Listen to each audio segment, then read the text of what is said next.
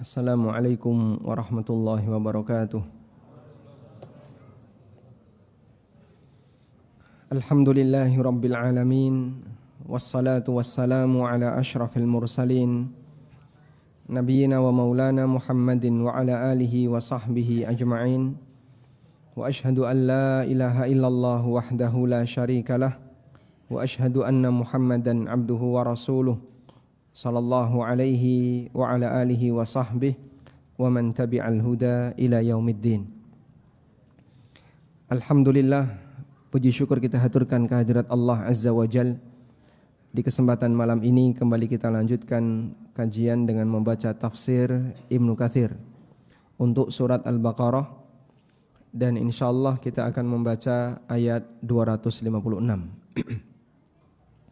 Allah Subhanahu wa taala berfirman, la ikraha fid din, qad tabayyana ar-rusydu minal ghayy. Faman yakfur bit-taghut wa yu'min billah faqad istamsaka bil urwatil wuthqa lan fisama laha. Wallahu sami'un alim. La ikraha fid din, tidak ada paksaan dalam agama. Qad tabayyana ar-rusydu minal ghayy. Jalan hidayah ar-rusydu dan jalan yang menyimpang qad tabayyana, sangat jelas perbedaannya. Faman yakfur bit-taghut, sehingga siapa yang kufur kepada taghut, wa yu'min billah, dan dia beriman kepada Allah, faqad istamsaka bil urwatil wuthqa, berarti dia berpegang dengan tali yang kuat. Lan fisama laha, infisam bimana inqita', dia tidak akan pernah terputus. Wallahu sami'un alim, dan Allah maha mendengar lagi maha mengetahui. Ayat ini salah satu di antara ayat yang sering dibuat tarik ulur oleh sebagian orang, sehingga ada yang menggunakan ayat ini untuk kepentingan mereka menyampaikan ajaran liberalisme di tengah masyarakat. Dan sebaliknya ada juga yang menggunakan ayat ini untuk menyudutkan kaum muslimin, yang mereka berbicara tentang masalah jihad atau berbicara tentang masalah dakwah mengajak orang untuk masuk Islam. Intinya ini salah satu di antara ayat yang boleh kita sebut termasuk di antara mutasyabih minal Qur'an. Ayat mutasyabih yang ada dalam Al-Qur'an. Dan Allah menyebutkan bahwasanya dalam Al-Qur'an ada ayat yang muhkam dan ada ayat yang mutasyabih. Lalu Allah Subhanahu wa taala mengatakan untuk ayat yang muhkam, hunna ummul kitab. Ayat yang muhkam adalah ayat yang ummul kitab. Disebut ayat muhkam ini sebagai ayat ummul kitab karena ayat muhkam ini jadi rujukan bagi ayat mutasyabih. Sehingga ketika ada bagian yang tidak jelas, seharusnya kau kembalikan kepada pasal yang jelas. Kenapa Allah turunkan ayat mutasyabih dalam Al-Quran? Semua yang Allah turunkan itu sebagai ujian bagi hamba. Semua yang Allah turunkan sebagai ujian bagi hamba. Keberadaan ayat mutasyabih akan menjadi ujian bagi hamba sejauh mana dia punya ketundukan terhadap prinsip yang dijelaskan di ayat muhkam. Sehingga kadang ada yang sengaja mencari-cari celah untuk misalnya menyimpang dari ajaran Islam, dan dia gunakan ayat-ayat yang maknanya masih bisa diseret kemana-mana. Ini tidak hanya terjadi pada masyarakat liberal, termasuk juga terjadi di kalangan orang-orang yang terlalu berlebihan dalam menilai orang, seperti Khawarij. Sampai Ali bin Abi Thalib dikafirkan dengan ayat Al-Quran. Saat Ali bin Abi Thalib ceramah, di belakang dari jamaah saat beliau berpidato, tiba-tiba ada teriakan, inil hukmu illa lillah wa man lam yahkum bima anzalallah faulaika humul kafirun. Maksud dari teriakan itu adalah untuk menyudutkan Ali, bahkan sampai mengkafirkan Ali. Dan beliau paham apa maksud orang itu. Lalu Ali bin Abi Thalib mengatakan, kalimatu haqqin urida biha batil. Kalimat yang benar tapi dimaksudkan untuk kesimpulan yang batil, sehingga digunakan untuk membela keyakinan mereka yang salah, tapi menggunakan ayat Al-Quran. Dan hampir semua penyimpangan yang ada tokohnya, mereka menggunakan ayat Al-Quran sebagai dalil. Syiah punya ayat Al-Quran untuk mendukung paham tentang masalah nikah mut'ah. Khawarij punya ayat Al-Quran untuk mengkafirkan para sahabat. Demikian pula Mu'tazilah punya ayat Al-Quran untuk menafikan beberapa sifat Allah Subhanahu wa taala dan seterusnya. Tapi mereka menyeret kepada makna sesuai yang mereka inginkan. Makanya kalau ada istilah manusia membuat hukum menjadi pasal karet, sebenarnya tafsir dari Al-Quran juga memungkinkan untuk diajak ke situ sesuai dengan kepentingan mereka masing-masing. Sehingga dari sinilah pentingnya kita dalam belajar tafsir untuk memilih sumber. Karena kalau sebatas belajar tafsir, ada beragam model tafsir yang disampaikan oleh masyarakat sesuai dengan kepentingannya. Ada tafsir berwajah Mu'tazilah, ada tafsir berwajah Ahlul Kalam, ada tafsir berwajah Ahlus Sunnah sesuai dengan latar belakang orangnya. Dan kajian ini kita pilihkan tafsir Al-Hafidz Ibnu Katsir karena kita sepakat beliau adalah Ahlus Sunnah. Kita sepakat beliau termasuk salah satu di antara ahli hadis. Sehingga insyaallah tafsir beliau lebih dekat kepada tafsir bil ma'thur, tafsir yang berdasarkan riwayat yang ada dari Rasulullah SAW dan Nabi dan para sahabat radhiyallahu anhum. Sekarang coba kita lihat kesimpulan tafsir yang disampaikan oleh Al-Hafidz Ibnu Katsir untuk ayat La ikraha fiddin. La ikraha fiddin. Beliau menyebutkan ada dua pendapat yang utama dalam masalah ini. Pertama, ayat ini adalah ayat yang mansukh, ayat yang sudah terhapus secara hukum. Teksnya memang masih ada, tapi hukumnya tidak berlaku. Terhapus dengan apa? Terhapus dengan adanya ayat-ayat yang memerintahkan kepada Nabi SAW untuk memerangi orang yang tidak mau masuk Islam. Seperti firman Allah Subhanahu wa taala, "Satud'auna ila qaumin uli ba'sin syadidin tuqatilunahum aw yuslimun." Kalian akan mengajak kaum yang uli ba'sin syadid, yang punya kekuatan besar, dan yang dimaksud di sini adalah Romawi, yang mereka punya pasukan yang besar. Tuqatilunahum, kalian akan memerangi mereka, dan Romawi ini ahli kitab. Au yuslimun, atau mereka masuk Islam. Sehingga pilihannya ahli kitab diperangi atau ahli kitab masuk Islam. Di ayat yang lain Allah Subhanahu wa taala berfirman, "Ya ayyuhan nabiyyu jahidil kuffara wal munafiqina waghlud 'alaihim." Wahai Nabi, berjuanglah untuk melawan orang kafir dan orang munafik, waghlud 'alaihim, dan bersikaplah keras di hadapan mereka. Di surat At-Tahrim ayat 9. Dan beberapa ayat yang lainnya yang menunjukkan bahwasanya Nabi SAW diizinkan oleh Allah untuk menyampaikan kepada seluruh dunia, semua kalian wajib masuk Islam, kalau enggak diperangi. Sebagaimana yang juga disampaikan oleh Rasulullah SAW, umirtu an uqatilan nas hatta yashhadu alla ilaha illallah. Aku diperintahkan kepada umat manusia, aku diperintahkan untuk memerangi umat manusia sampai mereka bersyahadat la ilaha illallah. Sehingga dari semua dalil ini, sebagian ulama mengatakan la ikraha fid din termasuk di antara ayat yang mansukh.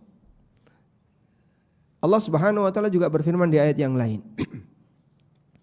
Wa qatiluhum hatta la takuna fitnatun wa yakuna ad-dinu lillah. Perangi mereka sampai sudah tidak ada lagi fitnah. Fitnah yang dimaksud di sini adalah asyirik. Sampai sudah tidak ada lagi praktek kesyirikan. Wa yakunu ad-dinu lillah, dan seluruh agama semuanya adalah milik Allah. Sehingga semuanya kembali kepada agama Islam. Ini tafsir yang pertama. Al-Hafidz Ibnu Katsir mengatakan, wa qala akharun bal hiya mansukhah bi ayatil qital wa annahu yajibu ayyud'a jami'ul umam ila ad-dukhul fid dinil hanif, dinil Islam. Sebagian ulama berpendapat ayat ini ayat yang sudah mansukh dengan adanya ayat-ayat yang memerintahkan untuk memerangi orang kafir. Wajib agar mereka diajak, seluruh umat agar diajak untuk menuju agama yang hanif, yaitu agama Islam. Dan ini juga didukung oleh sebuah hadis yang sahih di mana Nabi SAW pernah mengatakan, ajiba rabbuka min qaumin yuqaduna ilal jannati bis salasil. Allah heran dengan keberadaan orang yang mereka diseret menuju surga pakai rantai. Diseret menuju surga pakai rantai maksudnya apa?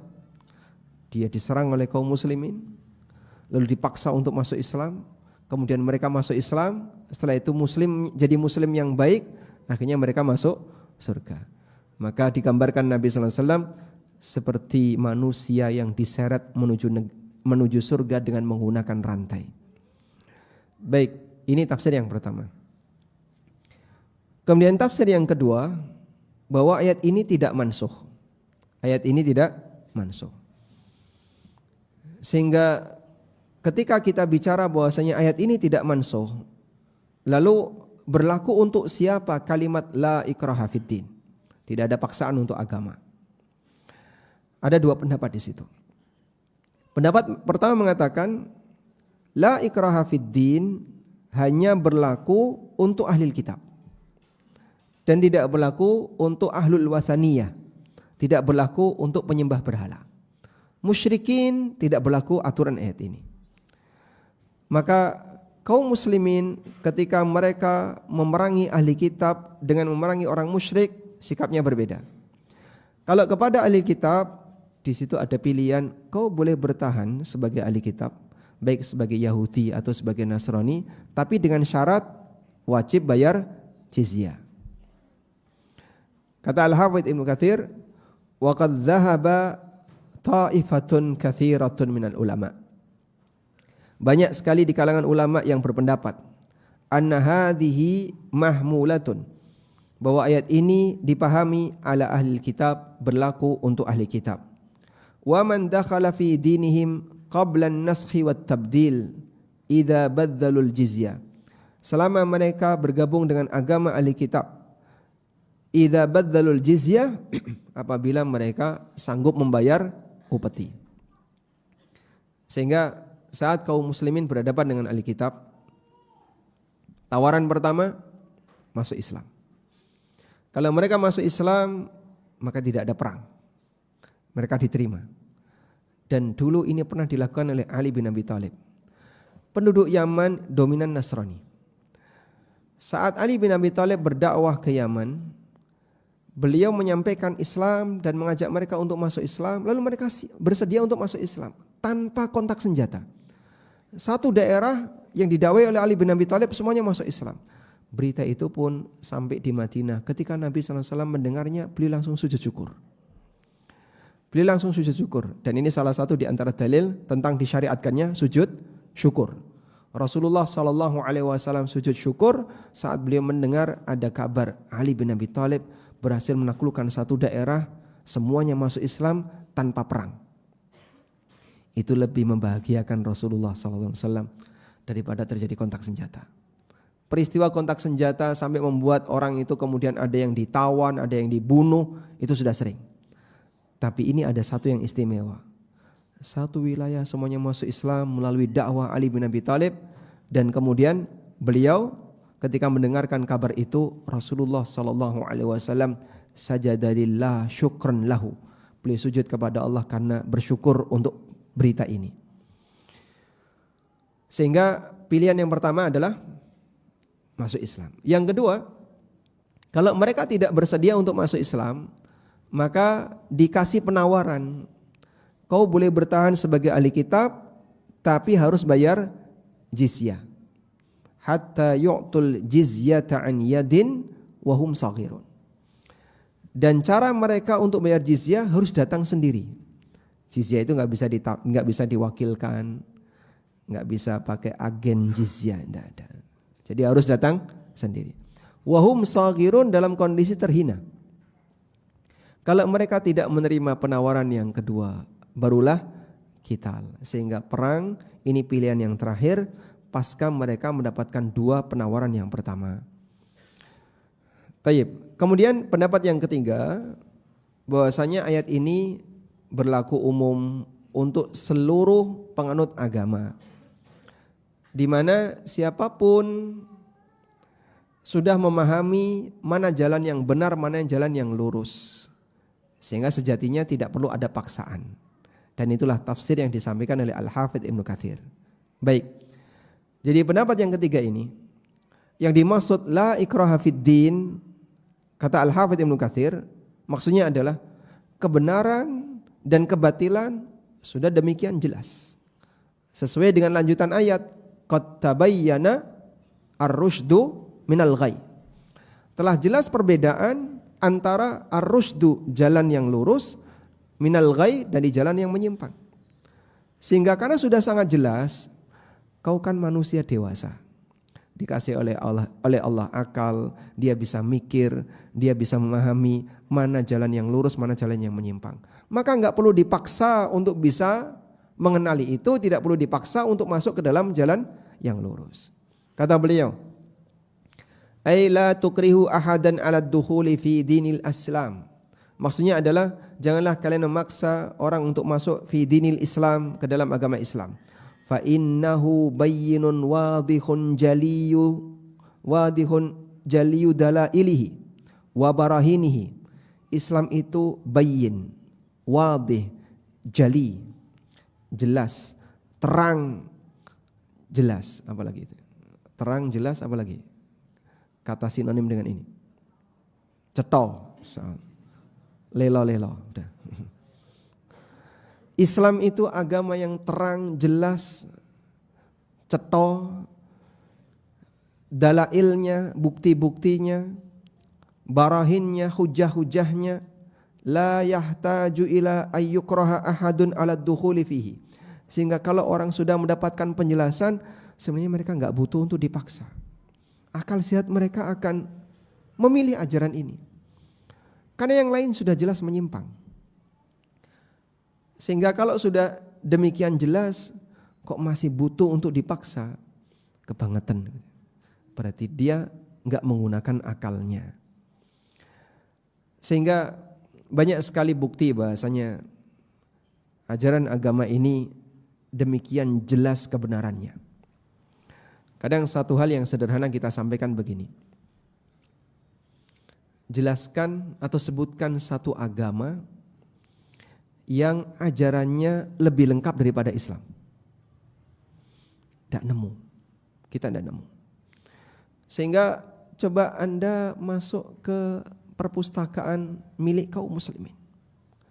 Satu masjid MPD ini lantai 3 dipenuhi kitab yang menjadi literatur kaum muslimin kurang, enggak cukup untuk menampung. Mulai dari pembahasan masalah tafsir, ilmu Quran, ilmu fikih, usul fikih, qawaid fiqhiyah, mau tambah ilmu apa lagi? Ilmu hadis dengan banyak turunannya. Ilmu bahasa Arab dengan banyak turunannya. Kalau bahasa Arab itu ilmu alat ya, anggaplah enggak masuk misalnya. Yang demikian banyak sekali itu. Tidak mungkin yang seperti ini adalah agama buatan manusia.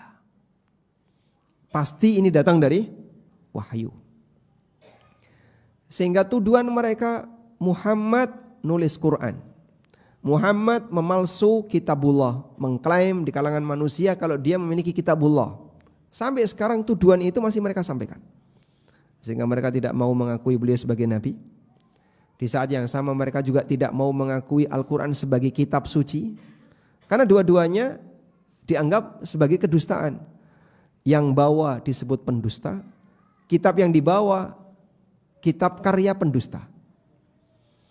Jadi mau pakai apa lagi? Dan mereka sudah mentok sampai di situ. Saat diminta untuk pembuktian, tidak ada bukti. Meskipun dulu orang musyrikin juga banyak memberikan tuduhan. Mereka mengatakan innahu yu'allimhu bashar. Muhammad itu diajari oleh seseorang untuk nulis Quran. Padahal beliau dikenal sebagai orang yang enggak bisa nulis, enggak bisa baca. Lalu dituduh ada orang yang ngajari Muhammad nulis Quran. Siapa orang yang dianggap sebagai gurunya Nabi Muhammad SAW ini? Orang ini seorang penjual makanan yang sering berada di Bukit Sofa. Dan Nabi SAW sering bersama orang ini ngobrol dengan obrolan ringan. Ketika beliau berdakwah kepada masyarakat untuk mengajak masuk Islam. Akhirnya dituduh bahwasanya inilah gurunya Nabi Muhammad sallallahu alaihi wasallam. Gurunya Muhammad ini orang ini. Dan dia seorang pemuda Nasrani, tapi bukan orang Arab. Maka dibantah oleh Allah Subhanahu wa taala, lisanul ladzi yulhiduna bihi ajamiyun wa hadza arabi. Orang yang kalian anggap sebagai gurunya Muhammad itu enggak bisa bahasa Arab. Sementara Quran itu kitab yang berbahasa Arab sangat fasih, penuh dengan makna, yang ketika orang musyrik ditantang untuk membuat yang semisal enggak ada yang berhasil. Akalmu di mana? Masa gurunya kayak gitu yang enggak bisa bahasa Arab tapi dia bisa ngajari tentang bagaimana cara nulis Quran dengan sempurna. Tayyib. Sehingga mereka sudah tidak punya bukti lagi untuk mengatakan bahwasanya Nabi Muhammad SAW adalah pendusta. Sekarang kita balik tanya ke mereka.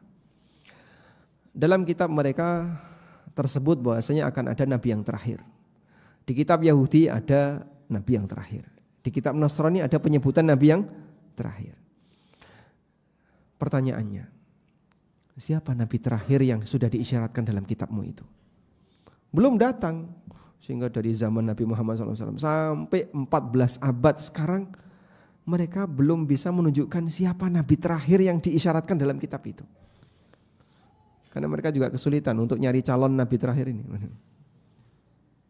Dan barulah mereka mau mengakui keberadaan Nabi yang terakhir itu saat Dajjal muncul. Maka dominan pengikut Dajjal adalah Yahudi. Alaihim toyalisan, yang mereka memakai toyalisah. Sebagaimana yang pernah disabdakan Nabi sallallahu alaihi wasallam. Nah, dengan bukti yang demikian terang dan jelas, kata Al-Hafidz Ibnu Katsir, la yahtaju ila ayyukraha ahadun 'ala ad-dukhuli fihi. Maka tidak butuh bagi siapapun untuk dipaksa ketika dia mau masuk Islam. Karena buktinya sudah demikian jelas. Bal man hadahu Allahu lil Islam wa syaraha sadrahu wa nawwara basiratahu dakhala fihi 'ala bayyinatin. Mereka yang mendapatkan petunjuk dari Allah untuk menerima Islam, Allah lapangkan dadanya untuk menerima Islam, Allah beri cahaya pada basirahnya, maka dia akan masuk Islam ala bayyinatin, dalam kondisi punya penjelasan, punya bukti. Saya masuk Islam karena saya punya bukti kuat kalau ini adalah agama yang benar. Wa man a'mallahu qalbahu wa khatama ala sam'i wa basari. Siapa yang Allah butakan hatinya dan Allah kunci pendengaran dan penglihatannya sehingga dia tidak bisa mendengarkan kebenaran dan melihat kebenaran, fa innahu la yufiduhu ad-dukhul fid dini mukraha maqsura. Maka enggak ada manfaatnya kalau dia masuk Islam tapi cuma berpura-pura karena takut dipaksa. Sampai di sini kesimpulan yang disampaikan oleh Al-Hafidz Ibnu Katsir. Jadi makna yang beliau sampaikan la ikraha fiddin, maksudnya apa Pak? Dikembalikan kepada demikian jelas demikian terang bukti kebenaran Islam, maka sebenarnya orang itu enggak butuh untuk dipaksa dalam rangka masuk ke dalam Islam. Karena itu di lanjutan ayat Allah mengatakan qad tabayyana ar-rusydu minal ghayy. Sungguh jelas perbedaan antara ar-rusydu dengan al-ghayy. Ar-rusydu itu apa sih Pak? Ada ar-rusydu, ada al-huda. Khulafaur Rasyidun itu digelari oleh Nabi SAW al-khulafa ar-rasyidin al-mahdiyyin. Khulafa yang rasyid, yang dia mendapatkan ar-rusydu, al-mahdi dan mendapatkan al-huda. Ar-rusydu wal-huda dua-duanya jalan kebenaran. Bedanya kalau al-huda bentuknya adalah pemahaman, cara berpikir, ilmu yang benar. Itulah al-huda.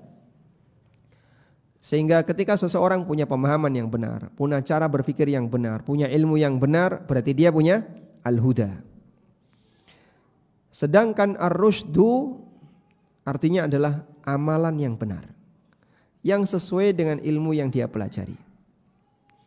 Lawannya al-huda, lawannya ad-dhalal. May yahdihillah fala mudhillalah. Siapa yang Allah kasih al-huda, maka tidak akan ada yang bisa menyesatkan. Lawan dari ar-rusydu adalah al-ghayyu. Al-ghayyu artinya orang yang menyimpang setelah tahu kebenaran.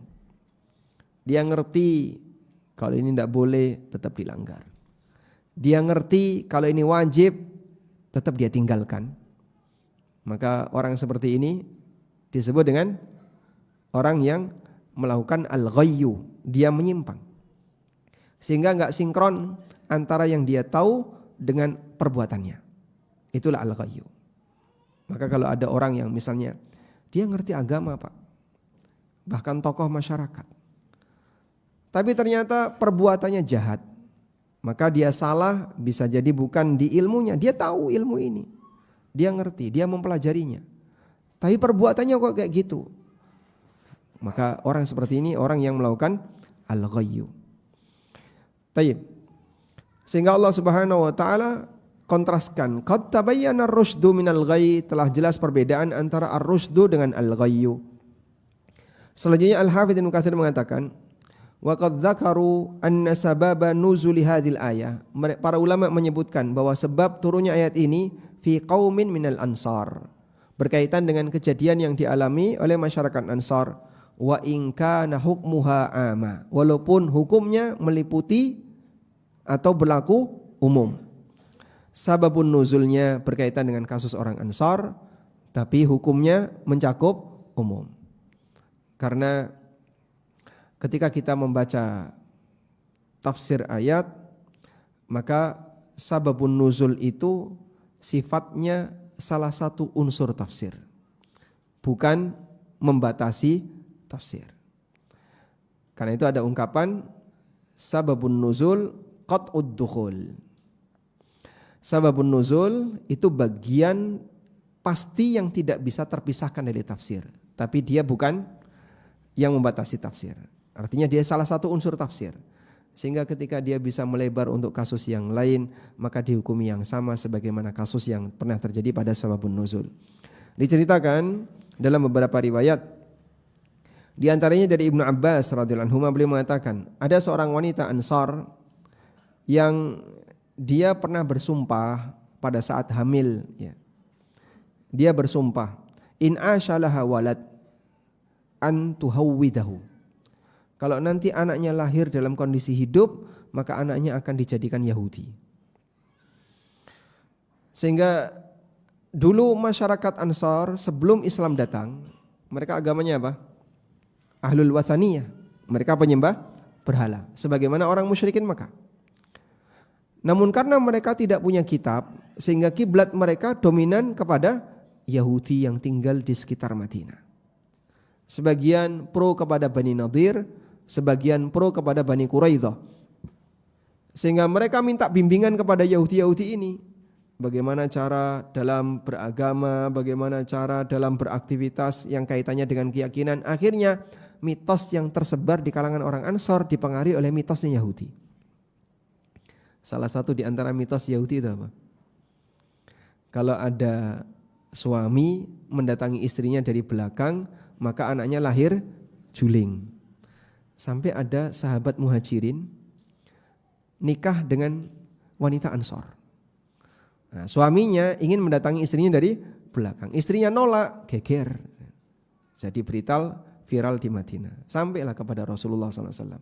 Hingga turun firman Allah Subhanahu wa taala, nisaukum harthul lakum fa'tu harthakum anna syi'tum.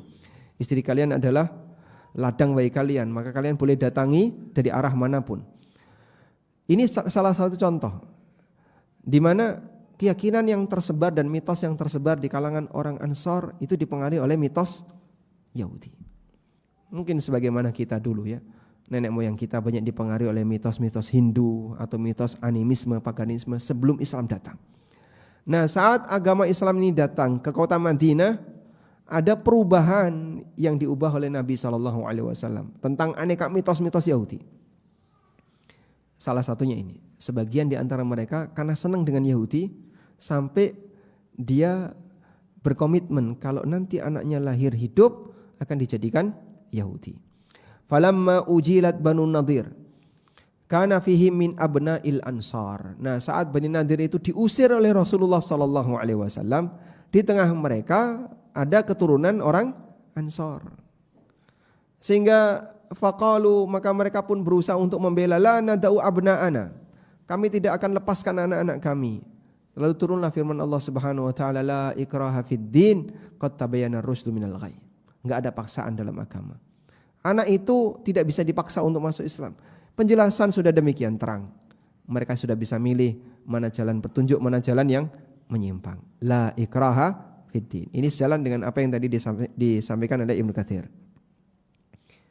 Demikian pula dalam riwayat yang lain, Al-Hafidz Ibnu Katsir membawakan sanadnya dari Ibnu Abbas. La ikraha fid din nazalat fi rajulin minal ansar min Bani Salim bin Auf.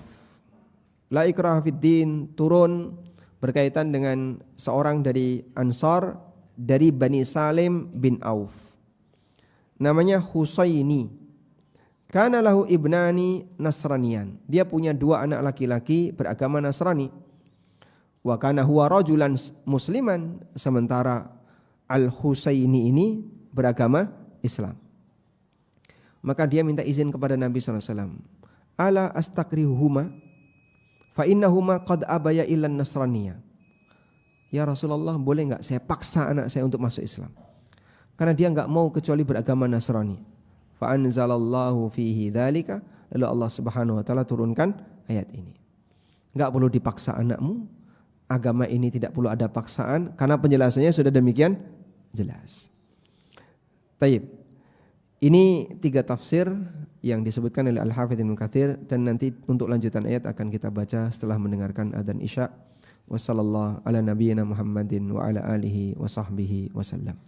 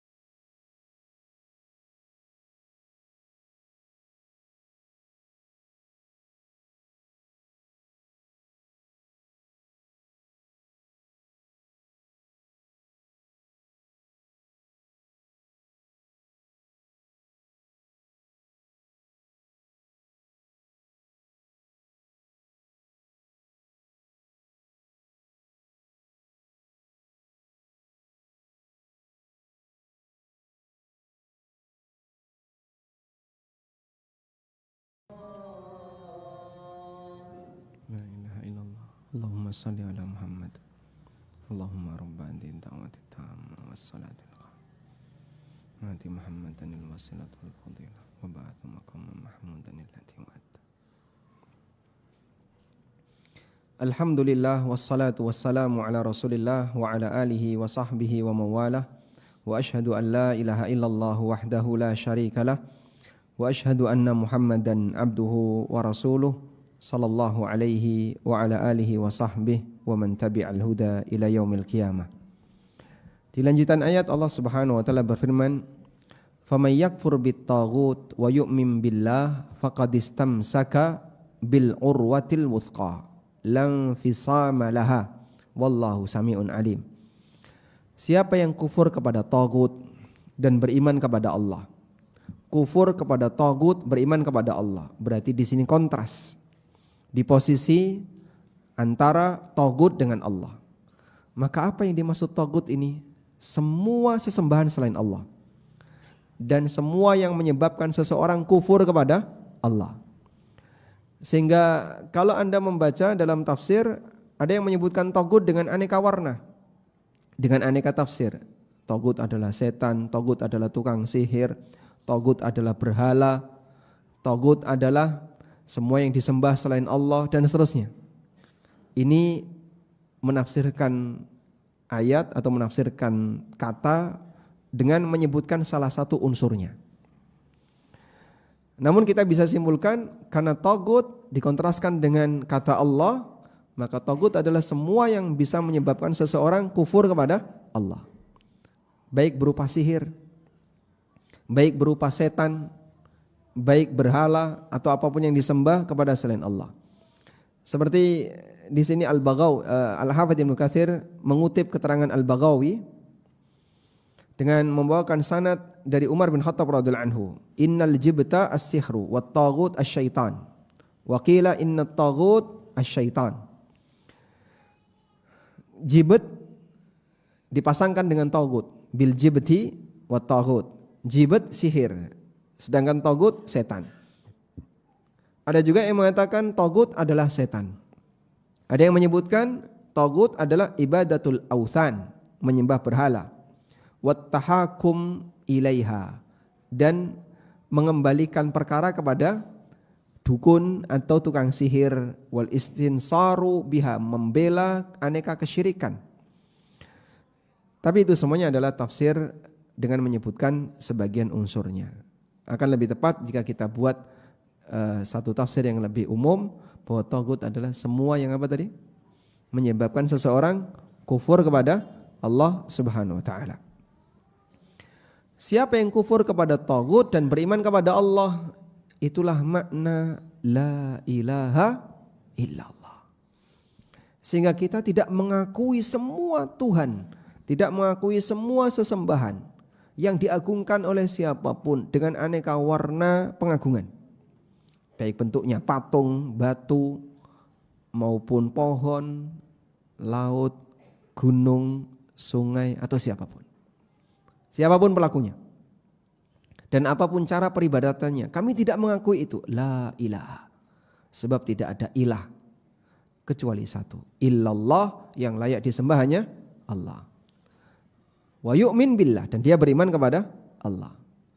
Siapa yang seperti ini kondisinya, faqad istamsaka bil urwatil wuthqa, berarti dia berpegang dengan al-urwah, tali yang wuthqa, yang kuat. Sehingga tali wuthqa ini apa Pak? Iman. Allah sebut sebagai tali yang kuat. Lan fisama, yang tidak akan pernah putus. Mu'adz bin Jabal mengatakan, tali yang kuat ini tidak akan putus sampai nyeret pemiliknya ke surga. Maka kalau ada orang, Pak Ustadz, saya minta ijazah amalan yang bisa masukkan surga, berimanlah kepada Allah. Gak usah pakai rotip-rotip apapun ya. Kami tidak mengajarkan aneka doa yang aneh-aneh, apalagi wirid-wirid yang gak ada dalil. Kalau Anda minta ijazah amalan yang bisa mengantarkan menuju surga, qul amantu billah tsumma istaqim. Datang seorang sahabat kepada Nabi sallallahu alaihi wasallam. Ya Rasulullah, sampaikan kepadaku satu nasihat. Yang aku tidak akan bertanya kepada siapapun kecuali kepada Anda. Nabi sallallahu alaihi wasallam ngasih pesan apa? Qul amantu billah tsumma istaqim. Ikrarkan aku beriman kepada Allah, lalu istiqomah, jangan sampai geser, jangan sampai berubah. Kau akan masuk surga. Sehingga tidak perlu ada tambahan-tambahan amalan yang tidak ada syariatnya. Minta ijazah ya Rasulullah, dikasih ijazah beriman. Karena ini syarat mutlak untuk bisa masuk surga. Lan fisama laha lan qita'a laha duna dukhulil jannah. Tali ini tidak akan terputus sampai orang itu masuk surga. Masya Allah. Maka pertahankan tali ini. Wallahu sami'un alim. Nah sekarang tentang al-urwatul wuthqa, yang itu merupakan iman kepada Allah. Ketika seorang muslim berusaha untuk menjaganya sampai mati. Sebab satu-satunya syarat untuk bisa mendapatkan surga adalah dia punya iman. Walaupun mungkin besar iman itu bertingkat. Ada yang iman seberat dzarrah, ada yang iman segede dinar, segede dirham. Tapi semuanya punya hak untuk masuk surga. Allah Subhanahu wa taala akan selamatkan siapapun man kana fi qalbihi mithqalu dzarratin min iman. Siapa yang dalam hatinya ada iman walaupun seberat dzarrah. Kecil banget Pak Ustadz. Iya. Tapi seperti itulah penghargaan Allah Subhanahu wa taala kepada orang yang beriman. Di hatinya ada la ilaha illallah. Walaupun mungkin dia dihukum di neraka dalam waktu sesuai yang Allah kehendaki. Ada satu peristiwa yang disebutkan oleh Al-Hafidz Ibnu Katsir dalam tafsir ini. Beliau kutip dari Musnad Imam Ahmad. Imam Ahmad membawakan riwayat dari Ibnu Aun, dari Muhammad, dari Qais bin Abbad, bahwa Qais bin Abbad menceritakan, aku pernah masuk masjid, tiba-tiba datang seseorang dan di wajahnya menampakkan roman khusyuk. Kemudian beliau salat 2 rakaat ringan. Faqala al-qaum, lalu banyak orang mengatakan, hadza rajulun min ahlil jannah. Orang yang salat itu adalah penduduk surga. Ketika orang yang salat ini keluar, ittaba'tuhu, aku pun mengikutinya. Sampai aku tiba di rumahnya, kemudian aku minta izin untuk masuk, lalu aku masuk. Fahaddatstuhu, kemudian aku kasih pembukaan, pembicaraan, falamma sta'nasa, sampai kita jadi akrab. Qultu lahu, kemudian aku bertanya kepadanya, innal qauma lamma dakhalta qibalal masjid qalu kada wa kada. Tadi saat Anda masuk masjid, banyak orang bilang kalau Anda ini masuk surga. Kalau Anda ini penduduk surga. Qala, kemudian orang itu mengatakan, subhanallah, ma yambagi li ahadin ay yaqula ma la ya'lam. Enggak boleh orang itu mengatakan sesuatu yang dia enggak punya ilmu.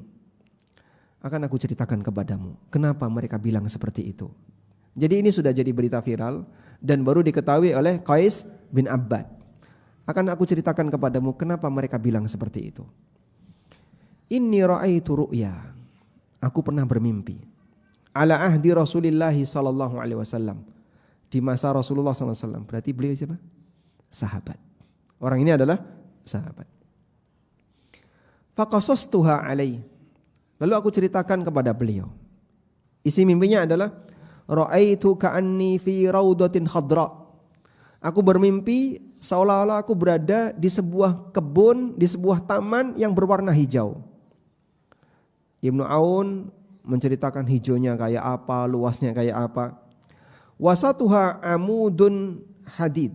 Di tengah kebun itu ada tiang dari besi.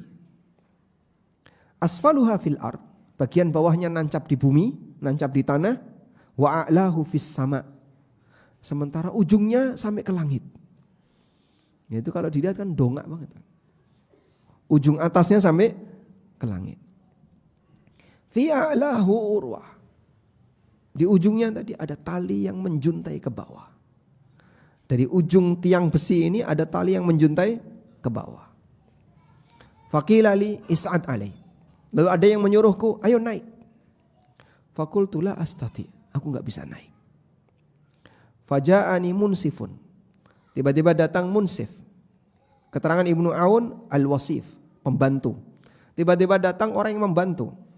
Farafa'a thiyabi, dia angkat kainku, dia angkat bajuku. Min khalfi, dari belakang. Faqala is'ad, sekarang naik. Dia angkat bajuku dari belakang, terus aku disuruh naik. Fasa'idtu hatta akhadtu bil urwah. Lalu aku pun memegang tali tadi dan aku mencoba untuk naik. Faqala istamsik bil urwah. Kemudian orang ini mengatakan, yang ngangkat baju tadi mengatakan, pegang terus tali ini. Fastaiqadtu, tiba-tiba saya terbangun. Wa innaha la fi yadi. Ternyata tali itu masih aku pegang. Saat bangun talinya dipegang. Ya entah seberapa panjang, yang jelas orang ini ketika bangun talinya ada di tangan. Fa'ataitu Rasulullah sallallahu alaihi wasallam. Lalu aku pun mendatangi Rasulullah sallallahu alaihi wasallam. Kemudian aku ceritakan hal ini. Faqala, lalu beliau mengatakan, ammar raudah fa raudatul Islam. Taman itu adalah taman Islam. Taman Islam digambarkan oleh Allah dengan taman yang hijau, taman yang indah. Wa ammal amud fa amudul Islam. Tiang itu adalah tiang agama, tiang Islam. Wa ammal urwah fayyal urwatul wuthqa. Adapun tali itu adalah tali yang kuat. anta 'alal islami hatta tamut. Kau akan jadi muslim sampai mati. Siapa nama sahabat ini? Abdullah bin Salam. Yang dulu pendeta Yahudi, kemudian mau menerima dakwah Nabi SAW, lalu masuk Islam. Sebagaimana disebutkan dalam riwayat yang lain yang diriwayatkan oleh Bukhari Muslim dari Muhammad bin Sirin dari Qais bin Abbad. Semoga Allah Subhanahu wa taala berikan kita hidayah untuk selalu komitmen dengan ajaran Islam, dan Allah jadikan kita sebagai muslim ahlu sunnah sampai akhir hayat. Allahumma amitna alal islami wa ala sunnah. Wa sallallahu ala nabiyyina Muhammadin wa ala alihi wa sahbihi wa sallam.